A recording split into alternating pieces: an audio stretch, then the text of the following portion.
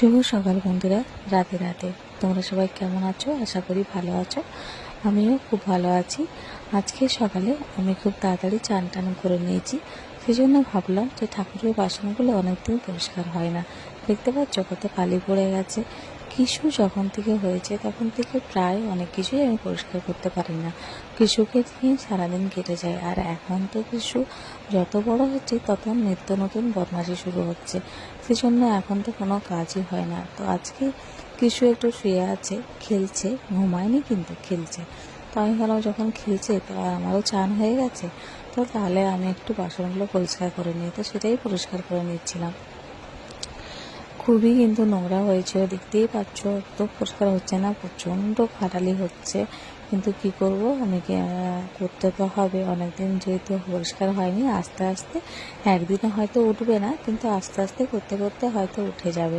তো আজকে কিছুটা করব, যতটা পারবো আজকে করে পরিষ্কার করার চেষ্টা করব। না পারলে তখন কিছুদিন পর আবার করব, কারণ কিশোর তো বিশ্বাস নেই, এখনই খেলছে, এখনই আবার কাঁদতে পারে। তাই যতটা করতে পারি আমি চেষ্টা করছি করে নেওয়ার। তো আমার কিন্তু ছোটো ছোটো বাসন যেগুলো আছে সেগুলো কিন্তু অনেকটাই পরিষ্কার করা হয়ে গেছে। এটা যেটা করছি এটা হচ্ছে আমার আরতির থালা। এই আরতি আমি কিন্তু ঠাকুরের আরতি করতে খুব ভালোবাসি, সেই জন্য স্পেশালি আরতি করার জন্য এই থালাটা কিন্তু আমি কিনেছি। কিন্তু কিনলে কি হবে, আগে কিন্তু প্রত্যেক দিন আমি আরতি করতাম, কিন্তু এখন পুজোটাই এত তাড়াতাড়ি করে দিতে হয় আমাকে, সেই জন্য আরতি করা হয় না।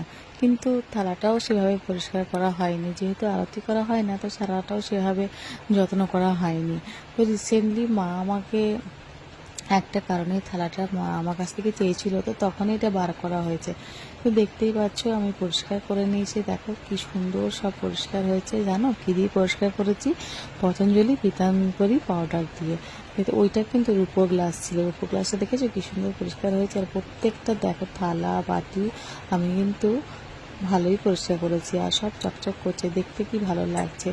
ঠাকুরের বাসনপত্র পরিষ্কার করলে যেমন নিজেদের পরিষ্কার পরিচ্ছন্ন থাকে, সেরকম ঠাকুরকে তো পরিষ্কার পরিচ্ছন্ন রাখতে হবে, তাই না? আর এই যে আরতির থালাটা, এটা কিন্তু ভালো করে পরিষ্কার হলো না, অনেক বাকি আছে, কিন্তু এখন আর সময় নেই। ঝটপট করে যাই ধুয়ে নিয়ে আসি। দেখতে পাচ্ছ কত কালি বেরোলো। তো যাই ঝটপট করে ধুয়ে নিয়ে আসি, না হলে কিন্তু কিছু এখনই বদমাশি শুরু করে দেবে, আর আমার তখন এগুলো ধোয়াও হবে না, আর পুজো করতেও অনেক লেট হয়ে যাবে। সেহেতু তাড়াতাড়ি আমার এগুলো ধুয়ে ফেলতে হবে। দেখতে পাচ্ছ এখনও গোপাল ওঠেনি, এখনও পর্যন্ত আমি ঠাকুরকে জাগাইনি। তো চলে যাই এগুলোকে ধুয়ে নিয়ে আসি। তো বন্ধুরা, আজকের ভিডিওটা এতটাই। দেখা হবে নেক্সট ভিডিওতে। এখনকার জন্য এতটাই। টাটা, রাধে রাধে।